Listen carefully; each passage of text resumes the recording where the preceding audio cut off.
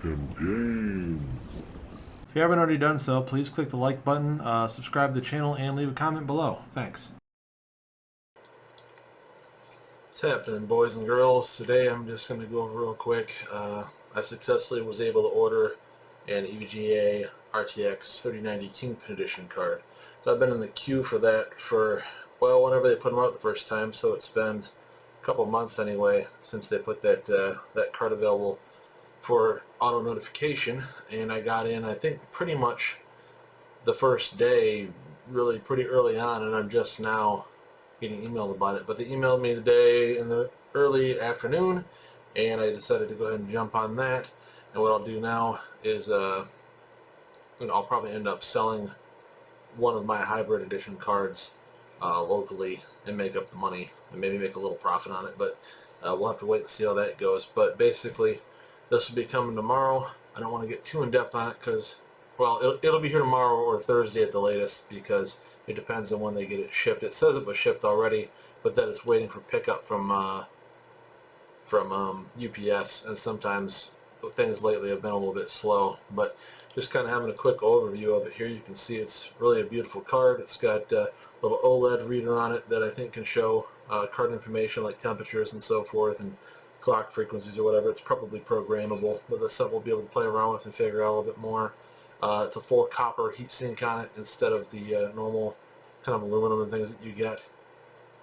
Pretty aesthetic looking beast of a card. I don't believe it has, like, the fans don't appear to be RGB, but instead of, and you can fold down that screen, which is kind of cool too. Different kind of a unique back plate on it. You still get an SLI connector, so if you got two of them, theoretically you could do SLI like I had tested with the hybrids, but I don't believe that the performance is going to be a whole lot different. These are made to be like ridiculously overclocked, and honestly I probably won't be able to overclock it anywhere near what it's capable of. Like, these are made for like to take off this kind of cooling and put liquid nitrogen, like a liquid nitrogen hopper on it. Like, they even advertise it that way with they've got like these little special hoppers that you would somehow mount on. And you can see there's, well, maybe that's not going to bring up the, in fact, that's not really loading very well for some reason. But basically, like, you can see there's like a cold plate there, and I think you mount it, this would align with the card horizontally, and then there's, like I say, you pour in liquid nitrogen to achieve insane overclocks, but again, it's like that. It doesn't last very long, so you have to keep doing it. It's a temporary thing just for people to try to hit, maximum possible clocks to hit world records, and then that's all it's for. So, anyways, but it comes, like I say, it does have a 360 millimeter radiator on it. It doesn't look like I was saying, so you get basic kind of looking fans with it, at least according to these images. Stock images aren't always accurate, so maybe it'll be better or we'll get something else, but that's what it appears that will come with it. But like, for example, the hybrid cards that I've had came with those nice RGB fans, and from what I can tell on this, it doesn't look like, I'm trying to find a picture of the rear end of the card that would show us all the little connectors it has.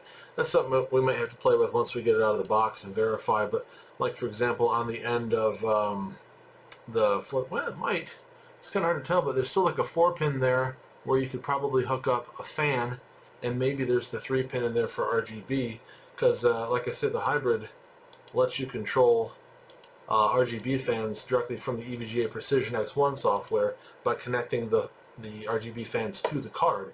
And we'll see, I guess, if it's going to let us do that or not. Again, they're not RGB fans on it, and I don't really care that much about RGB anymore. But what I'm thinking I'll do is, assuming this arrives tomorrow, we'll do the unboxing, we'll install it, we'll play around with it.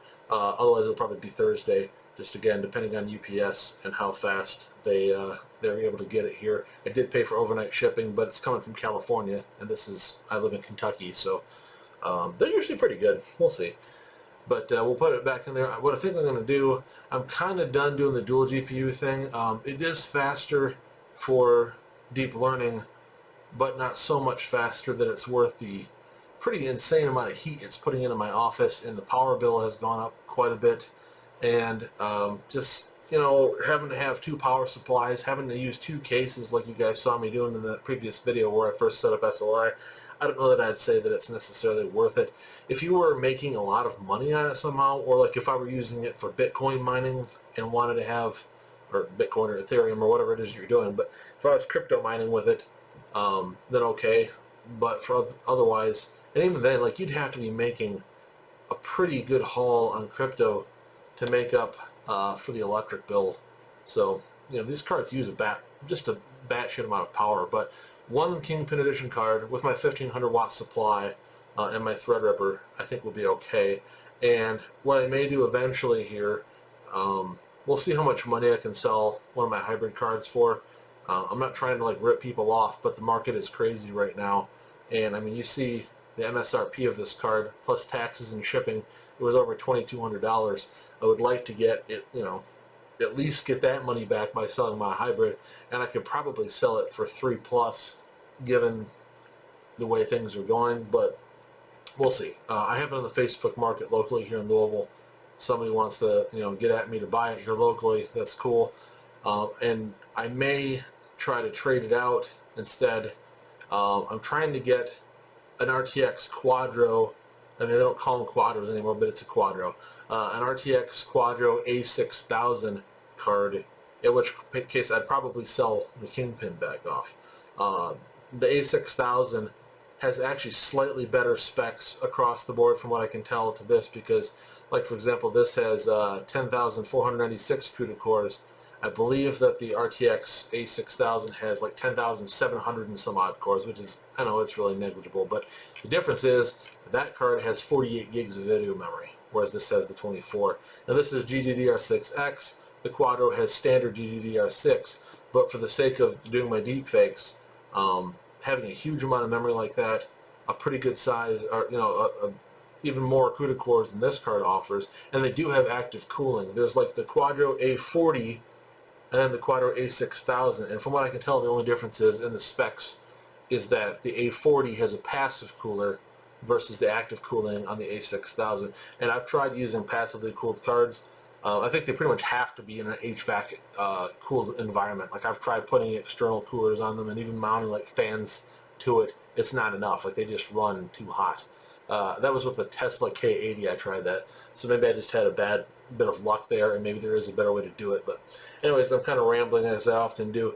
Just thought I'd give you guys a quick little heads up. Like I said, got the Kingpin card ordered. That should be arriving in the next day or two, at which time we will do an unboxing video and installation video. I'll probably put everything back in my Fantex case. I think that'll look nice.